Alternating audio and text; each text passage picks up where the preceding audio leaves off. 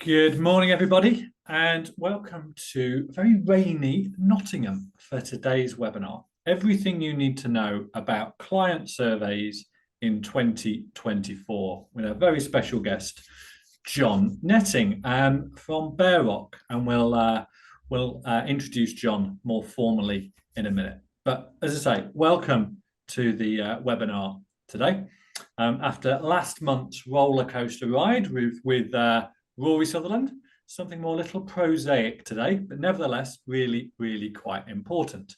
In time-honoured tradition, we will make a start with Dan doing a bit of housekeeping. So over to you, Dan.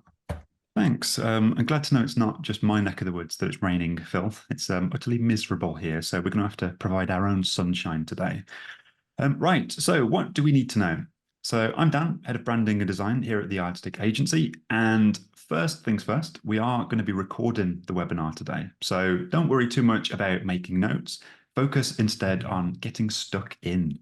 And by that, we mean it's a nice, safe space we have here. We've built that safe space over many, many years at Yardstick, which means we encourage plenty of questions and comments. Agree with us, disagree with us, tell us we're talking nonsense, or tell us we're speaking complete sense and you've learned a lot. I think I'd prefer that one. I'm sure John and Phil would too. And you can do that by using the Q&A box or the chat function. I'm going to be monitoring both today, and I'm going to read them out at regular intervals. Now, time depending, and I suppose depending on where we end up in 60 minutes time, we'll sweep up as many as we can before we have to all wave goodbye. So I mentioned earlier that we're recording the webinar, which means you're going to receive a neatly packaged follow-up email with the video link and all the important notes and resources we mentioned today. And we've got our client engagement manager, Abby, to thank for that, who, as ever, will be working furiously behind the scenes to make all that happen. So let me pass things over to Phil and John, and let's kick this webinar off. Cheers, Dan. And we did put a poll up for you to vote in on the way in to the webinar. So if you've not voted on that poll yet, please do go and cast your vote, and we will reveal the results in a bit. So welcome, John. John's been a constant in my life for many years. Yeah. On your side, I think that would. I used to work with John at Sense Network. John even came to my wedding. Since you left Sense Network a few years ago, you, John, have been you founded Bear Rock, where you are the COO. So just give us a couple of minutes, preferably not talking about beehives as Rory did on the last webinar, and just talk. Limited knowledge of beehives, you'll be relieved to know. About your background, John, and who you are. Yeah, no, very much. So, I mean, obviously, I'm from a regulatory and compliance background primarily. I was a financial advisor back in the dark ages, almost pre-regulation, if I'm honest. As such, most of my knowledge and experience is of the regulatory environment. What I've done recently is moved into the insurance world, so that we can utilise the regulatory knowledge that I've got in how we undertake PI insurance. So Bear Rock is very much intended to be a very different style of PI. We'll obviously touch on that later. But yeah, I think my background sort of crosses over a couple of different remits on this call. So I can look not only at the regulatory side of things, but also the PI background. Yeah, and as one of the issues and one of the barriers to running client surveys can often be PI insurer and compliance and networks, that's why I invited John onto this call today. So what are we going to be talking about? We're going to start by diving into the reasons why you should be running client surveys in your business. We're then going to talk about when you should run them. We're going to talk about some of the barriers, and that's when we're going to throw it open, because I do want to hear from everybody on this call what you feel the barriers are when it comes to running client surveys. We're going to talk about 6 steps to running successful client surveys, and then 10 things you should do afterwards, because all too often firms run the client survey and then kind of look around and think, what do we do next? So we're going to talk about 10 things you should do after the client survey. Halfway through, I'm going to get John to talk a little bit for a couple of minutes about BearRock and what you do, because you've launched products recently. But let's dive straight in. So what are the reasons you should be running client surveys? So for me, there are 4 key reasons. And the first is that running client surveys and asking your clients for their opinion on the service you provide. And let's face it, most of them are not paying an inconsequential amount of money for your services, albeit you deliver huge value. Running them shows you care, shows you're interested in their opinion. That's the first reason. The second reason, it helps improve your business.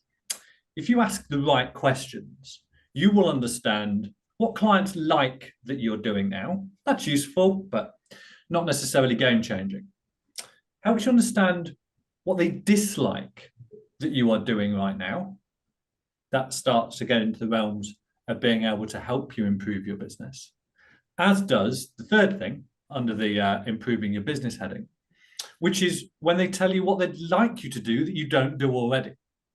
So client surveys help improve your business.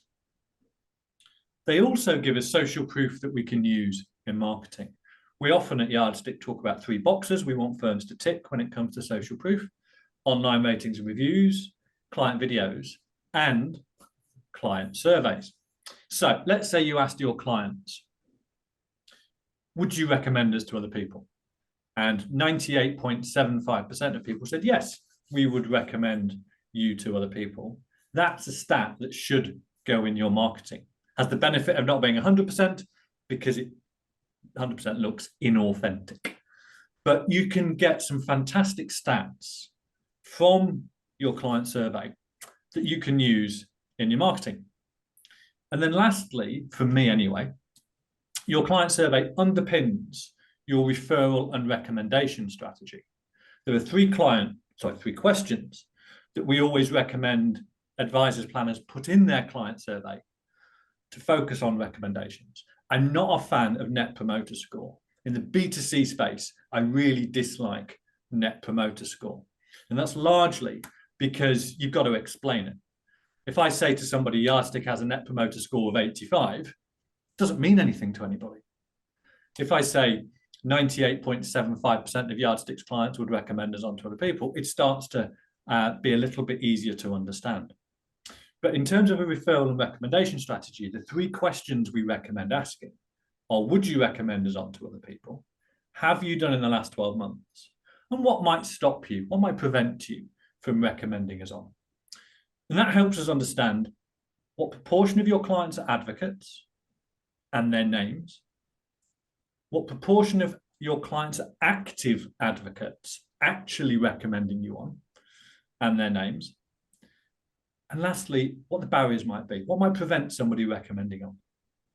And when you've got their names, that's where you start with your referral conversations.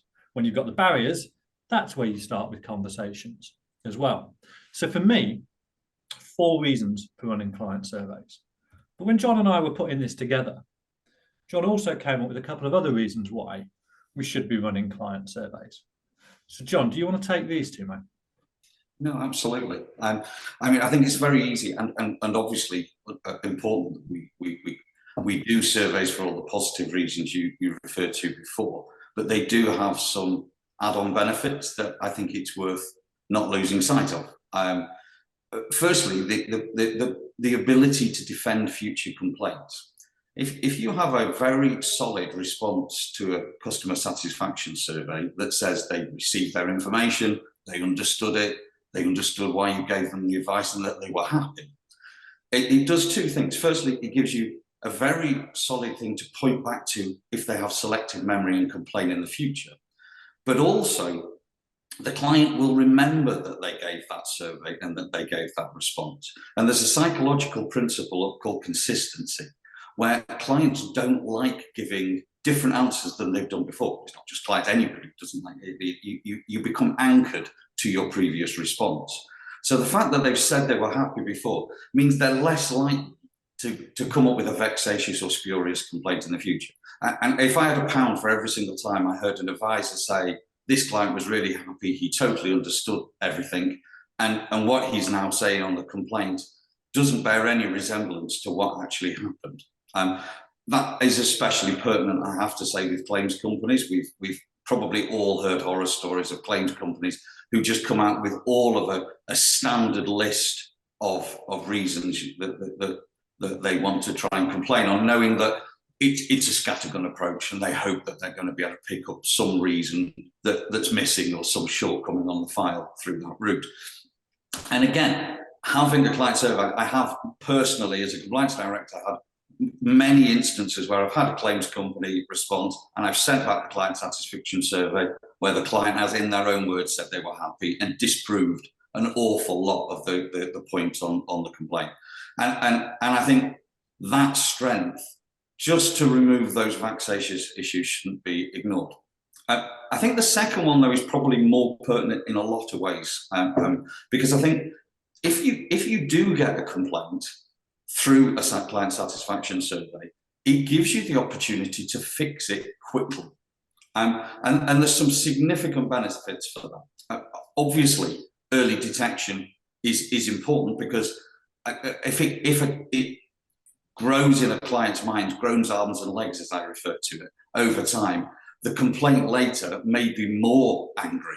Yeah, they may get more upset over time. If they've got an opportunity to raise something they weren't quite happy with at an earlier point, that it tends to be something you can react to and deal with. And that just helps strengthen the client relationship. You probably retain a client by dealing with something very early and picking up on it through the client satisfaction survey. There's also the financial impact point of view. That clients, if they don't complain early on, they may actually have lost more money a year, 2 years down the line because of market fluctuations. So again, picking up on something early in the process probably minimizes potential redress, and that can only be a positive. Thank you, John. So if we accept the reasons for running client surveys, next question is, when should we run them?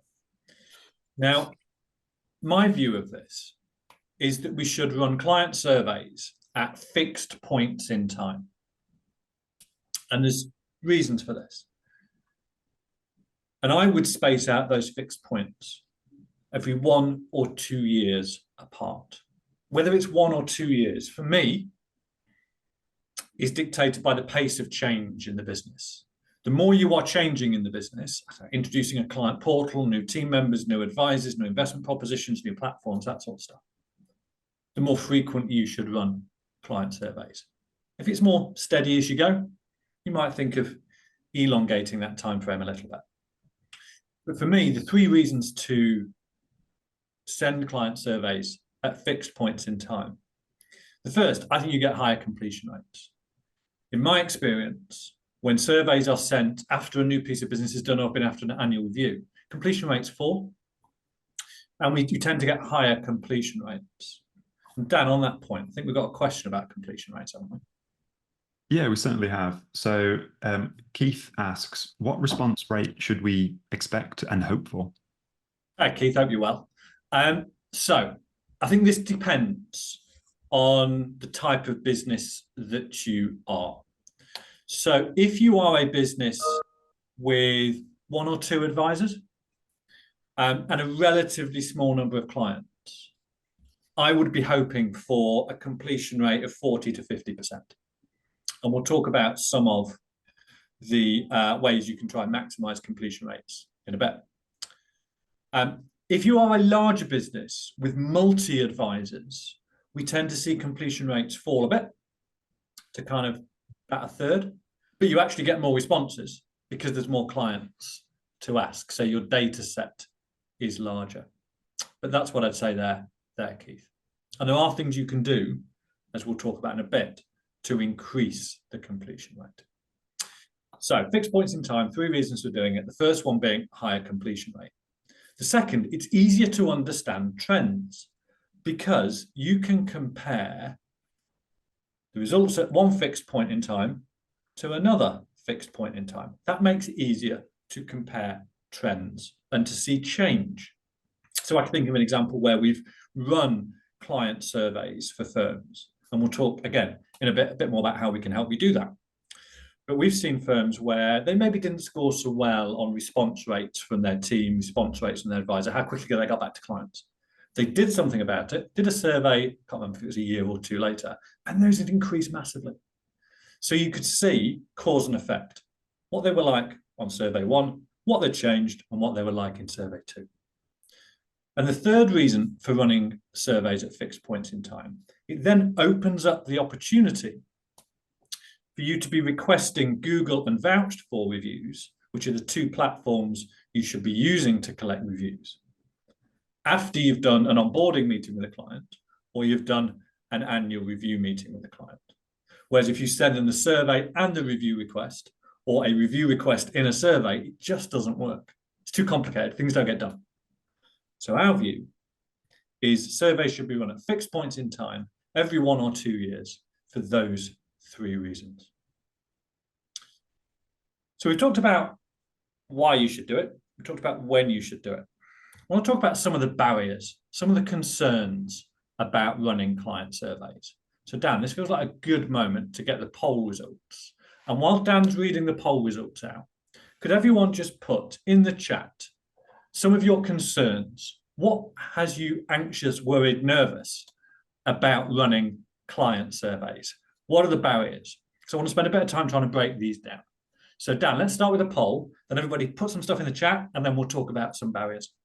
Perfect. Well, due to rounding, the results add up to over 100%, which is brilliant because I like it when people give more than 100%. So well done, everybody. So we've got 40% of people who have never run a client survey. Then we've got 40% of people that have run a survey within the last 12 months, 4% within the last 12 to 24 months, and then 17% over 24 months ago. So what was the percentage in the last year? Within the last year is 40. Okay. Then 1 year to 2 years, 17% over 2 years, and then 40% never. It's interesting. So the balance is kind of split, isn't it? For the majority of people, either never done it or done it within the last 12 months. And then Dan, what have we got on barriers for running client surveys? Okay, so we've got a couple coming in now. So Stephen says a barrier is holding up a mirror to the business. That's quite a common one. Mark says having time afterwards to properly understand the results and then more importantly, act on them. Emma says advisors not liking potentially not being perfect and not having a top score. So that's quite an understandable barrier. Karen says, oh, that's a question. We'll come back to that later. Mike says they don't have any concerns as they're in contact with all of their clients via a monthly newsletter, which has an excellent opening rate. So that's quite an interesting avoidance of a barrier by using something else. Clive says knowing how to structure the survey and then, of course, what to actually ask in the first place. And then Leanne says that their compliance team have always been hesitant. And then lastly, Jonathan mentions they've got no concerns because all their feedback, they say, is good feedback. Cool. So Leanne, it might be interesting to understand a little bit more about your compliance as concerns here, because I suspect John might be able to deal with that. In fact, we'll probably deal with it on this slide. So when we're talking to firms about client surveys, and we talk to a lot of firms about a lot of surveys, we get a variety of different barriers. So one of them is now isn't the right time. There's always a reason to put it off.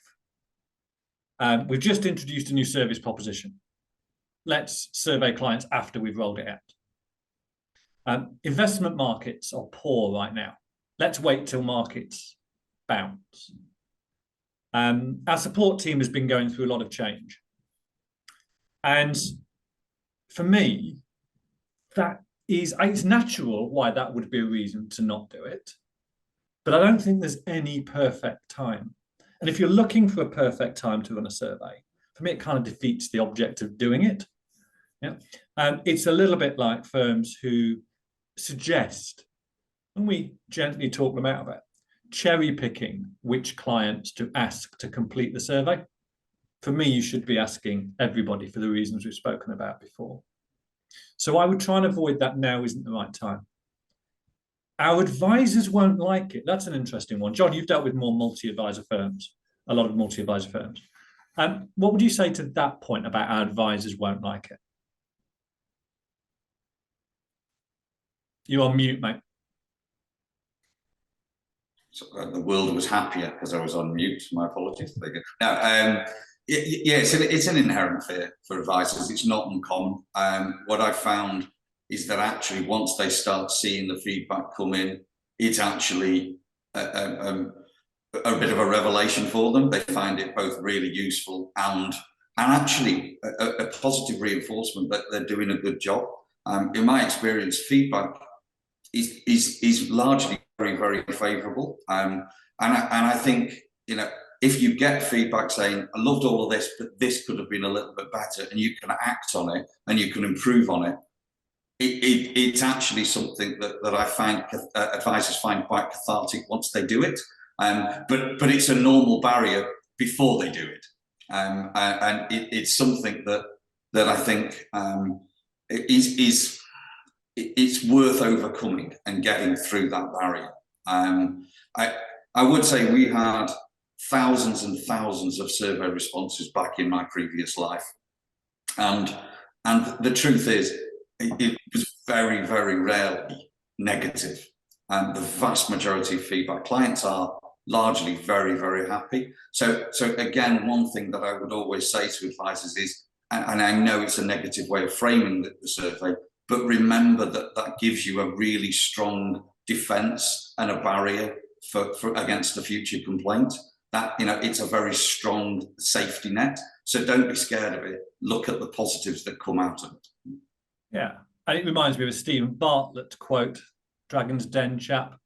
Feedback is, what did he say? Failure is feedback. Feedback is knowledge, and knowledge is power. Quite like that. Yeah.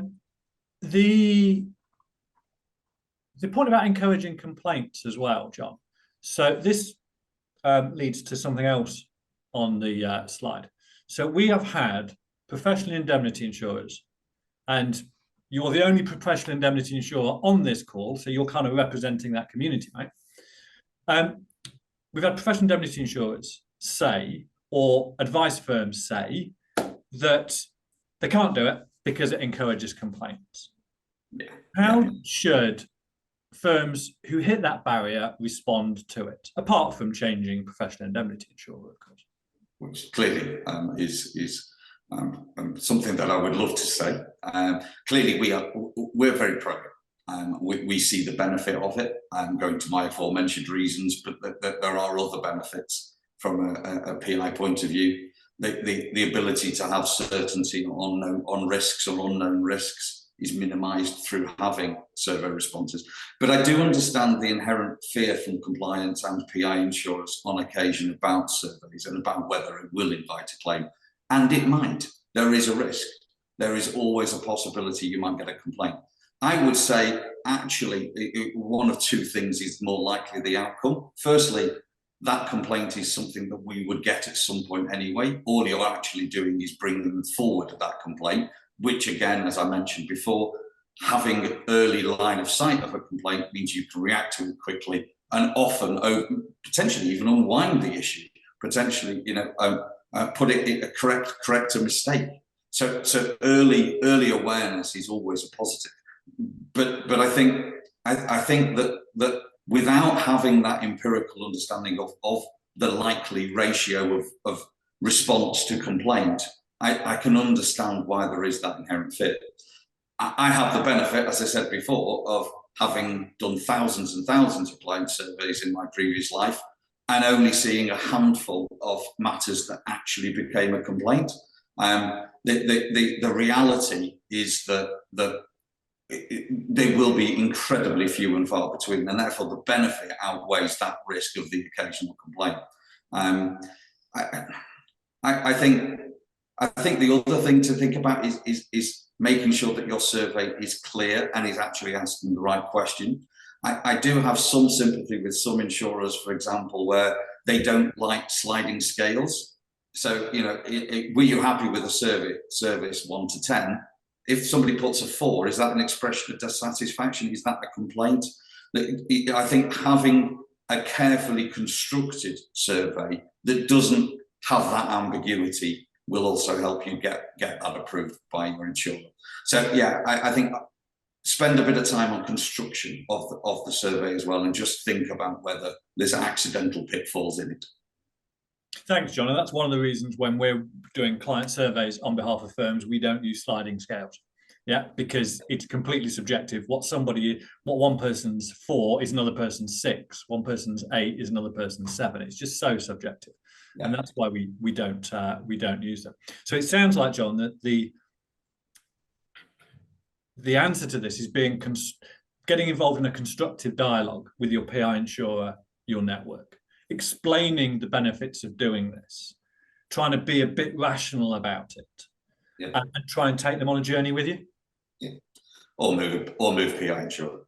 There is that. We'll come on to that in a minute. Dan, are there any other objections and difficulties and barriers that people have talked about in the chat whilst John and I have been speaking? For the most part, everybody is saying the same thing. But it's nice to see a few people in the chat don't have any barriers or hesitations. A lot of people are seeing the fact that you may get a complaint is a very small possibility, and the pros vastly outweigh that. Thanks. And I think just finishing off on team as well, because I'm aware we've got some firms here who've got multi-advisors in their teams attending this webinar. Again, for me, it's about taking the advisors on a bit of a journey.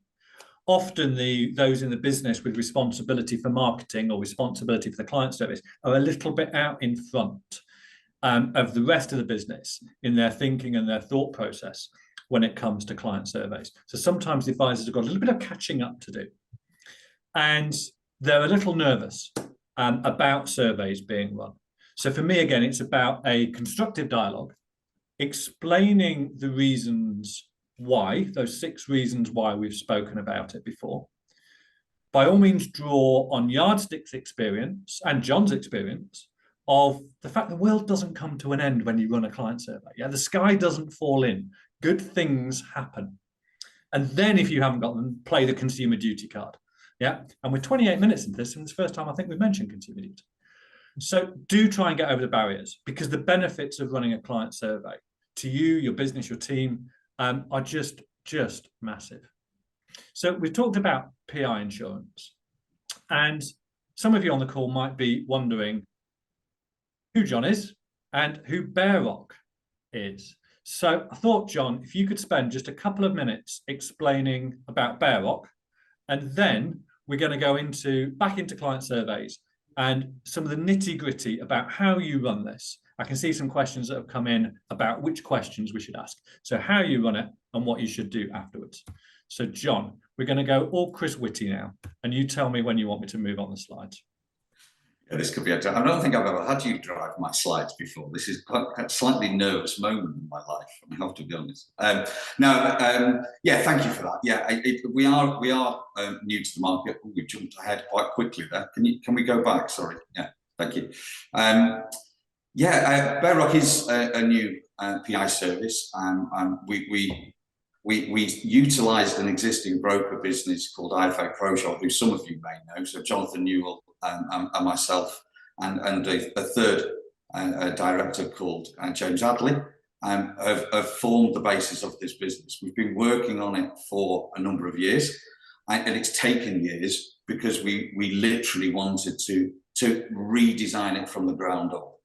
So when we say PI Reimagined, it is literally a process that we've looked at every single element, every step of the process, every document, every single process flow, and looked at where we can make improvements. And the whole point, if you just do a quick click, should get a partial build on this slide. Oh, we don't, never mind.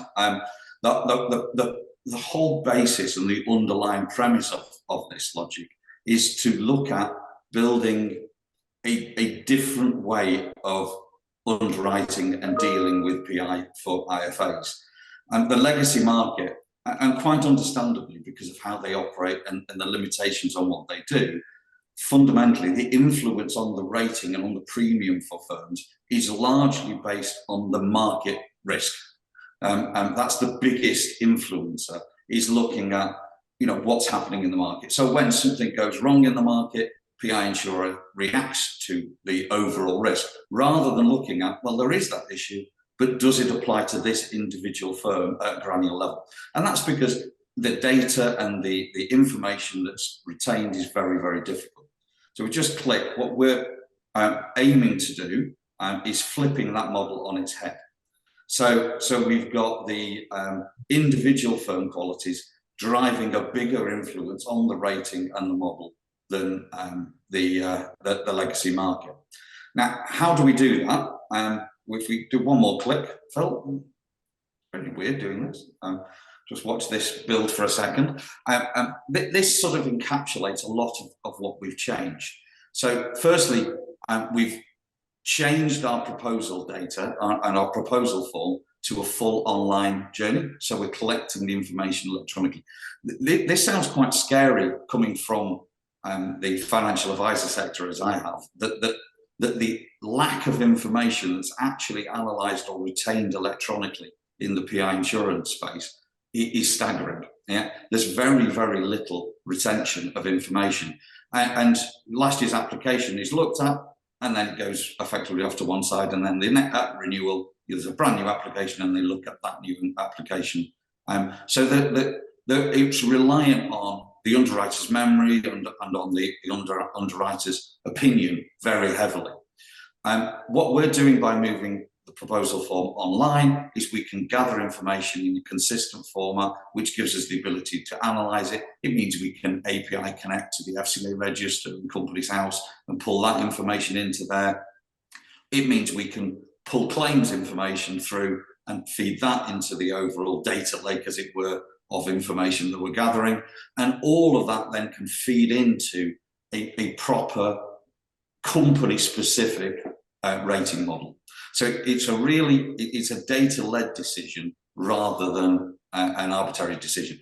Don't get me wrong, and a really important point to make here, all the way through this process, while we're using technology as an enabler, we're not getting rid of the human. So there is still an individual that's looking at all of that data, all of that output, and having involvement and making those decisions. And you've still got humans to deal with at the end of a phone, etc. Okay, do you want to click on? All of this links to our big strapline, and our strapline is good companies in good company, because all of this is to get to a better outcome for our customers. So if we click again, we'll just talk about the club that we've set up. So within the service, there are now 3 club memberships. So the entry point, the club membership, don't underestimate that. Getting into the club we've set quite a high bar. We're not going to be taking every firm. We don't want to bring in firms that are going to give an undue contagion risk to the people we insure. Because as we know, the premise of insurance is fundamentally that the masses pay for the claims of the few. And that's simplistically how insurance works. But if we've got over the whole of our population, we've got a safer and lower risk population, then that contagion risk has less of an impact. And we can drive them through and reward firms for better behaviour through that logic. So the better a firm's systems and controls and processes are, the more points they get in our segmentation in the background, and they can go up to a Club 10 membership and a Club 20 membership, and those membership levels pass through to direct discount. And then if we just click, I think one more, just to sort of summarise what I've just said there. So the whole premise of what we're launching here is a whole new ecosystem of PI. We've totally re-engineered it. We've moved it all online. We're doing the data properly. But the end result is that we want to filter out and work with good companies so that they sit in a safer environment and they've not got that risk of contagion. And we can then pass on and reward good firms, elite firms, with better premiums. Thanks, John. Data lake, I've never heard that one before. I'm going to use that. So yeah, thank you for doing that, John, for 2 or 3 minutes. There's only so much you could have said then. So we are going to get John just to email everybody who's attending today just with a bit more information. If you don't want that email, just tell Dan and we'll make sure you don't get that email. So PI insurance to one side. Let's assume your PI insurer is either not aware that you're doing this because you decided not to tell them and you've taken that view, or you've got them on board. Right, how do we run a successful client survey project? So we're going to get really granular now about how to run a successful project. So for me, the first thing is to agree the information that you want to understand. Work backwards. What do you want to get out of this survey? And then that will dictate the questions that you ask. And we would suggest in step 2, when you develop the questions, you have 15 to 20. And some of those questions are really, really simple, just yes, no. Some of them would be not necessarily scales, but multi-choice answers. Others would be free text. So 2 of my favorite questions, for example, in the survey that we run are, what's the best thing about working with, insert the name of the firm. And that gets you a load of positive feedback, makes you feel really good. And we bookend that question with, if there was anything, if you were in charge of the business for a day, what would you change about the business? If you were in charge of the business for the day, what would you change about the business? And what you get there, apart from a few people making jokes about biscuits and the quality of the coffee, what you get is you're giving someone permission to basically say anything. You're giving them a safe space to say anything. And that question goes down really, really well. Third question that I love, is there any member of the team that you want to single out for some praise? And what you end up with then is your clients name checking people who often don't get name checked in the support staff, power planners, administrators, receptionists, that sort of stuff. And then you could disseminate that positive feedback throughout the business. So 15 to 20 questions, maximum of about 5 minutes to complete. Mix up the style of questions. And there's one of our articles, one of our blogs that Abby's going to put in the follow-up that talks about different style of questions. And then when you're working out the questions, think about how you're going to use the answers. And for me, it's a bit of a filter, a bit of a double check. If you can't think, well, how are we going to use this answer to improve the business, in our marketing, to generate referrals? If we don't know how we're going to use the answer, then probably the question should be taken out. So it's a really useful filter. Then build and test the survey. We use SurveyMonkey for sending surveys out. It's not perfect, but it's pretty good. And clearly it can have your branding on there. But really road test the survey. Get different people to complete it and try it. Really kick the tires on it. Because once it's out within your clients, if there's mistakes on it, that's an issue. And obviously you can delete the results and the answers that any of the testers give. So step 1, agree what you want to be finding out. Step 2, develop the questions to make sure you find out everything in step 1. Then build and test the survey. We then need to try and maximize the responses. So here's what we would do. Day 1 of whenever you're doing this, send a heads up email. We've just given you the heads up we're doing this. The survey will be with you in a few days. It'd be really beneficial to us if you complete the survey. It will help us help you. It will help us improve the business. It will help us give a better service. Then 3 days afterwards, day 4, send the survey out. That's your initial send of the survey.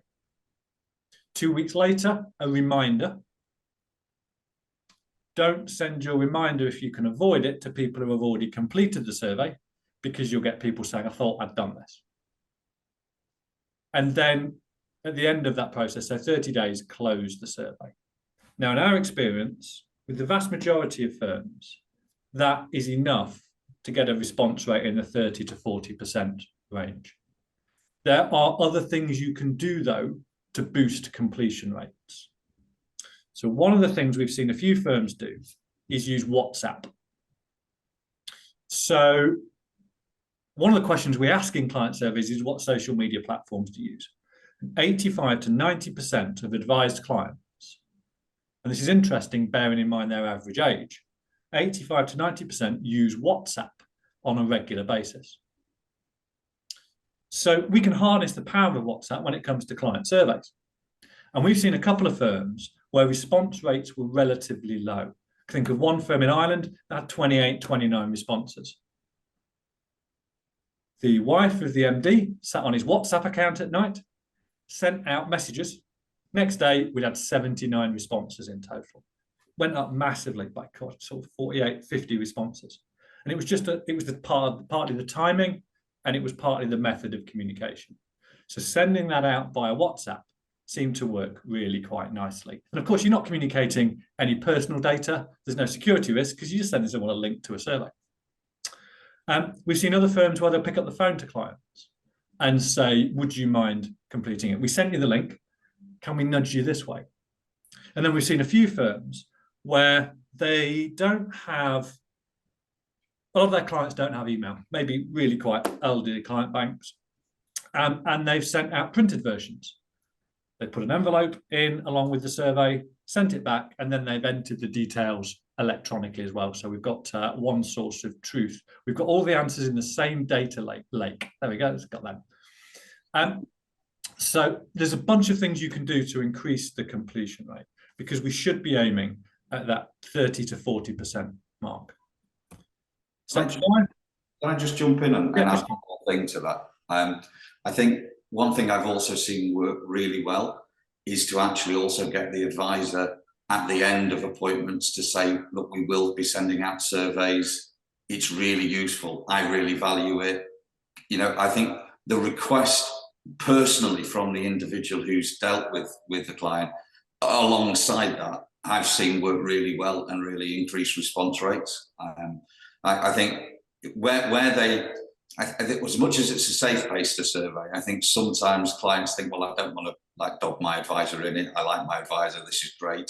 So I think having the affirmation from the advisor as well that they would like this feedback could be really, really valuable. Yeah. It works both ways, that safe space, by the way. I think sometimes the survey coming from somebody that isn't the advisor also increases response rates, by the way. So if it's good to have the advisor endorse and ask for it, but then the survey go out from somebody that isn't the advisor, in my experience. Yeah, that sounds like a perfect scenario. Dan, you've got a question about questions from Mike, I think. Yes, I do. So we've got a question about the negatives, haven't we? So let's talk about a couple of the questions about questions. So Daniel's question first before Mike's. Daniel asks, does it work to put negatively framed questions into the survey? For example, what do you think we should improve on? So it's a leading question there, isn't it? Yes, I think we potentially do that. Maybe not a negatively framed question, but certainly a questions framed in a safe space. Look, tell us anything. We absolutely want to know. I would, it's probably people more qualified than me to talk about this, but I would probably avoid leading the witness positively or negatively and try and ask questions in a neutral way. John, what would you say to that? No, I would agree. I think asking for genuine feedback and open feedback is one thing. I think negatively framing is almost putting it in their head that there is something wrong and that you're expecting to answer something wrong. So it's not. So this isn't so much a compliance point. I think this is more a behavioural science point. I think I would always be positive about what you're asking because you're expecting positive feedback, and I think you're trying to elicit the positive. With the openness of if there is something better we want to know.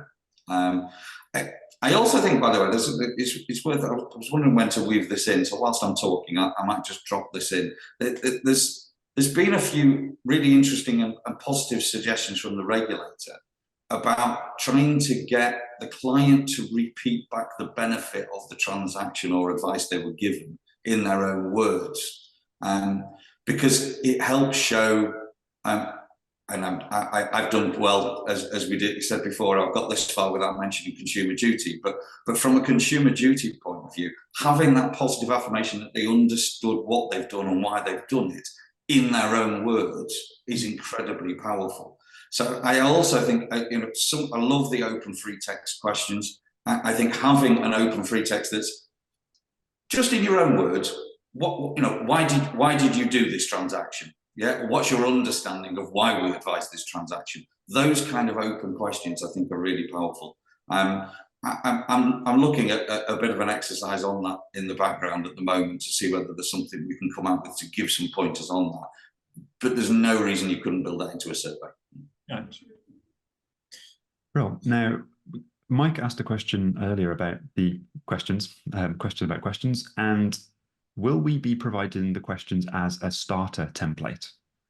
Yes, we won't, Mike. We are pretty giving. And we have that motto, give information away for free, charge for implementation. And for me, those questions fall on the implementation side of the line. We will, however, talk very shortly about how we can help firms run client surveys. I'll even tell you the cost. Well, and can I just sneak a question in from Nick? So, friend of Yardstick, Nick. Hope it's sunnier in Stourbridge than it is in the East Midlands, Nick.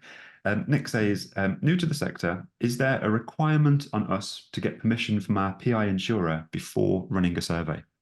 John, you can take that.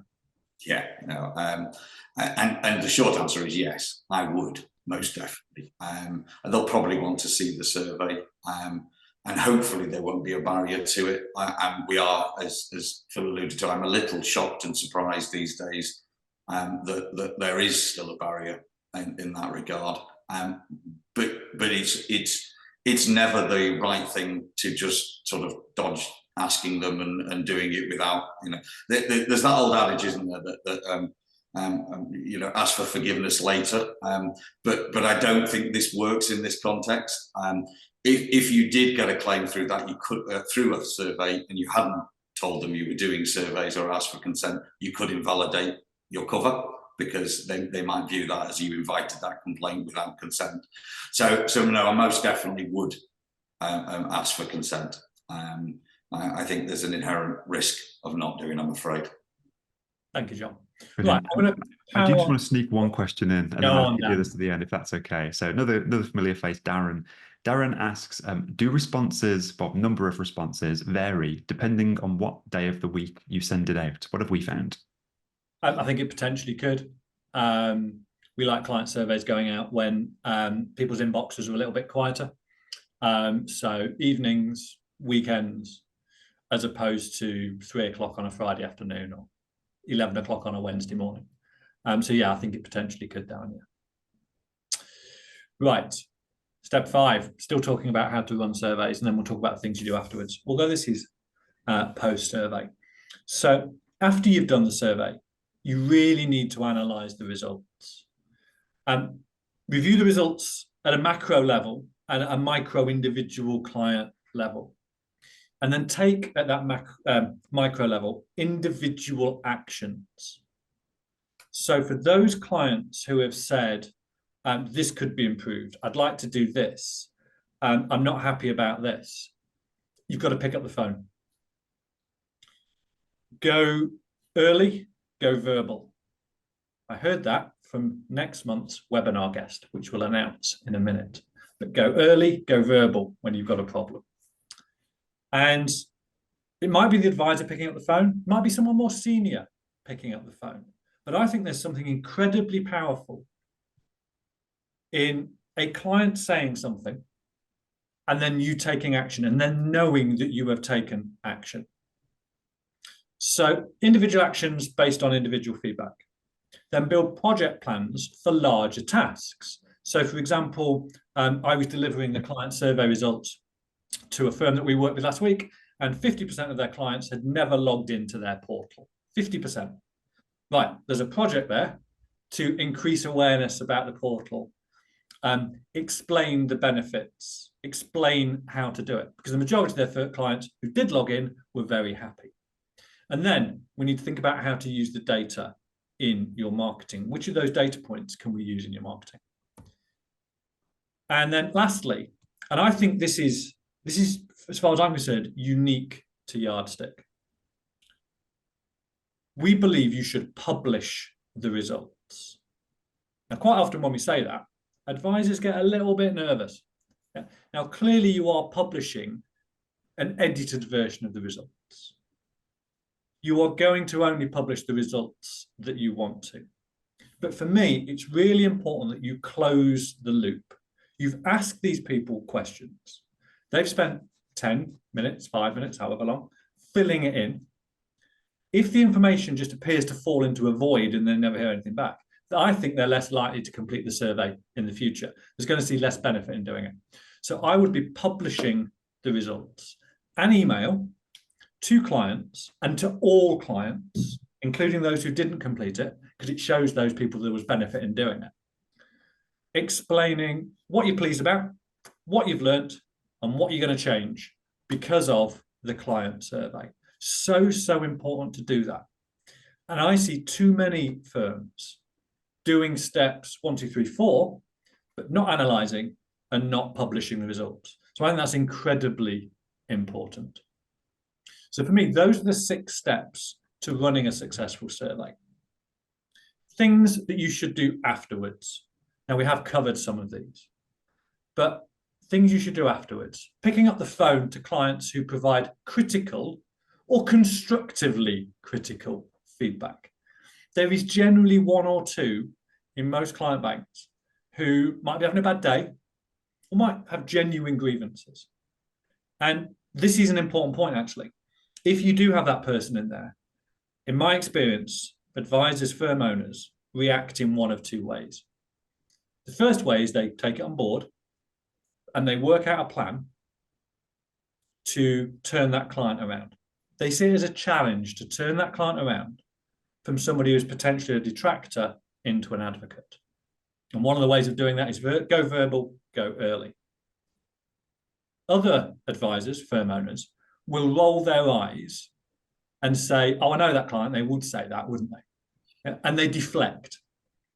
And it is a defensive mechanism, which I understand.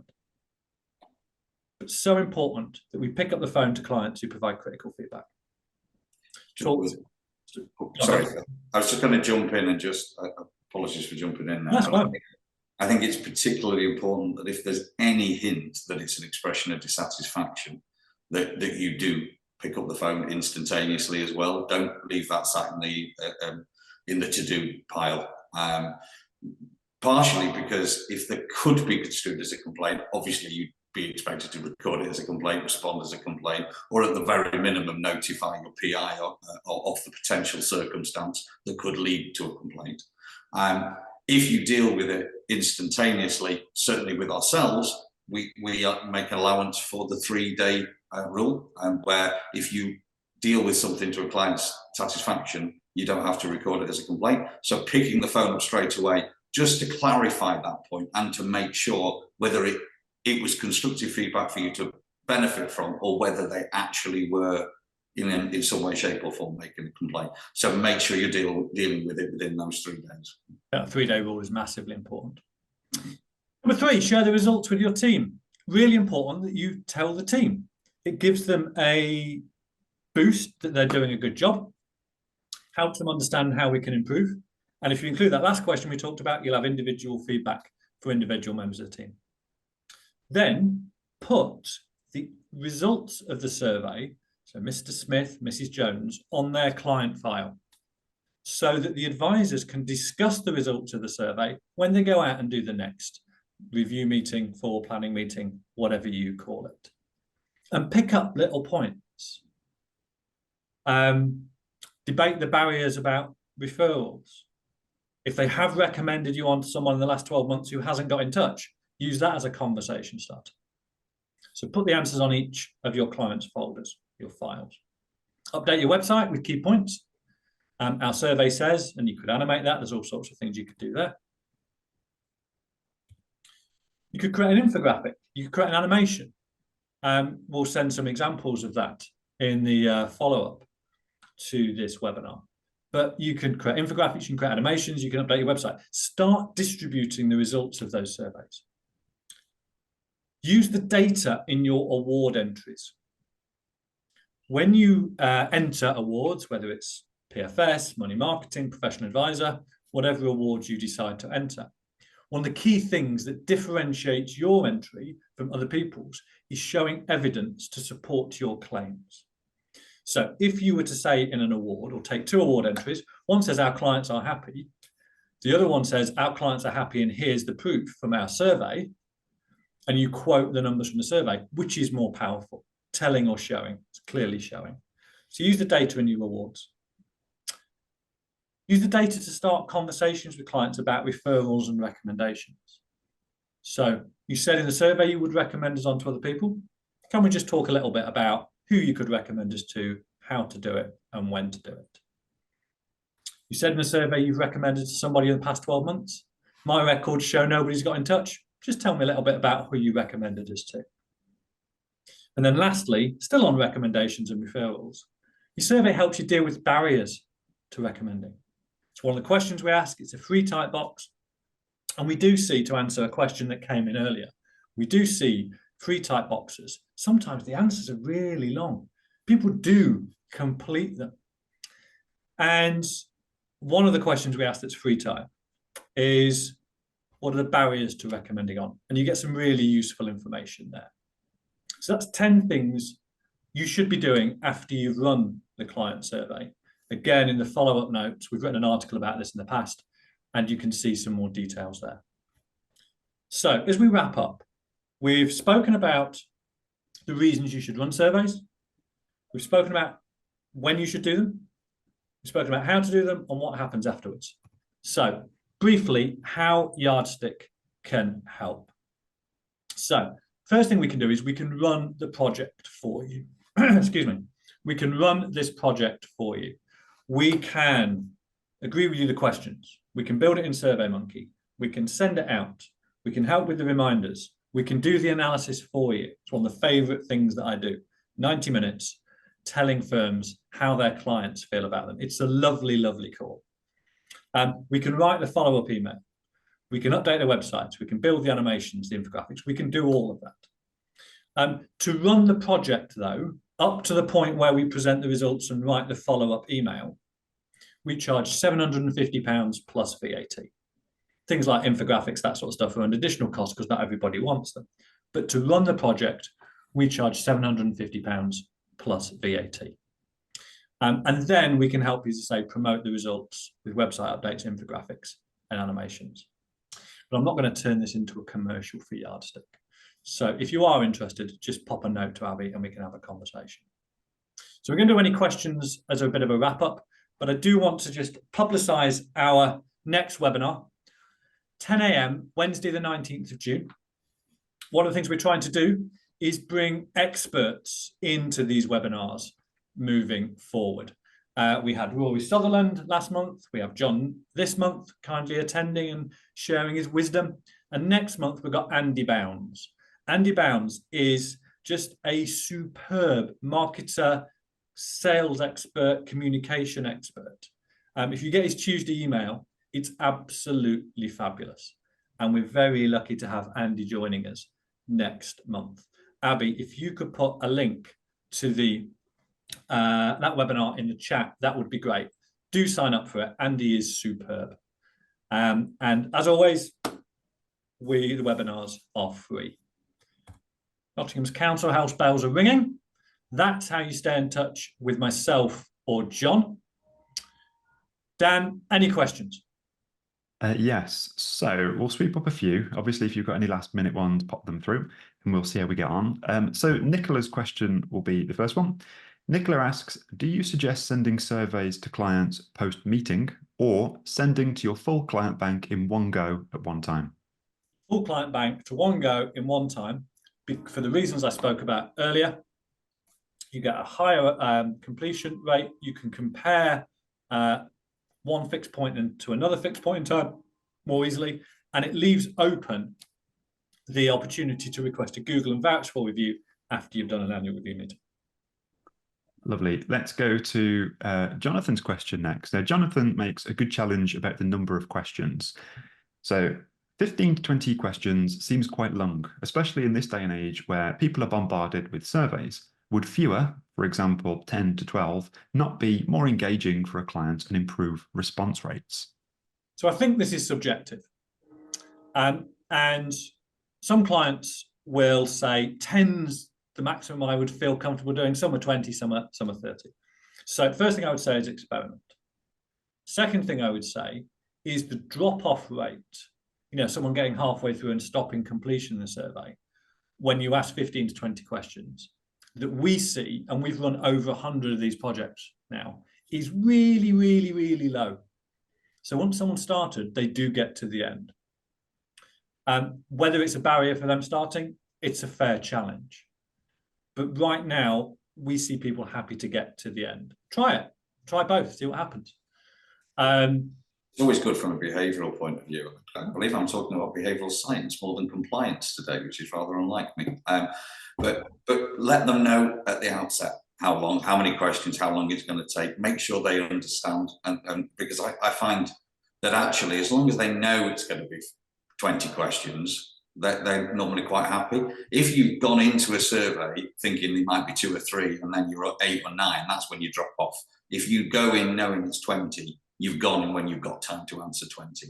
Yeah, I agree with that completely. The other thing I would say is you could have 20 questions that require long free type answers, or you could have 20 binary yes or no questions. So it's down to the style of question as well.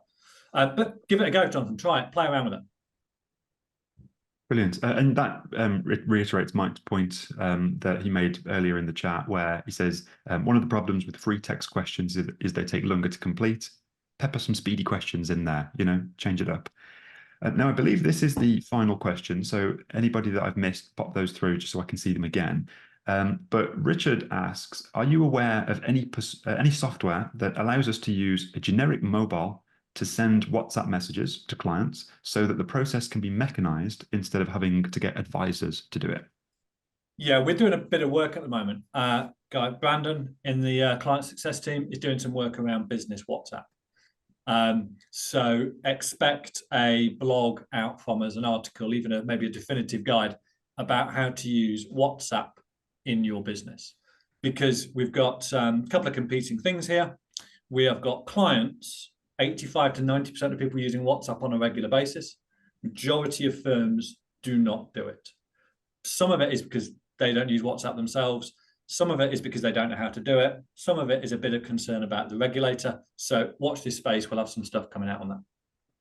Wonderful. And in the spirit of closure for everybody who was on the edge of their seats, sadly, it is still chucking it down in the West Midlands for Nick. So there is that, I'm afraid.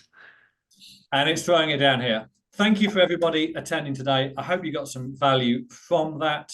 As I say, we'll be mailing out a load of stuff this afternoon, including a recording. Lance, I saw you ask a question about whether the Andy Bounds webinar will be recorded. It absolutely will be. If you register, we'll send that recording to you. Otherwise, thanks for your interaction. Makes these webinars so much more enjoyable. See you soon, everybody. Bye-bye. Thanks, guys. Bye.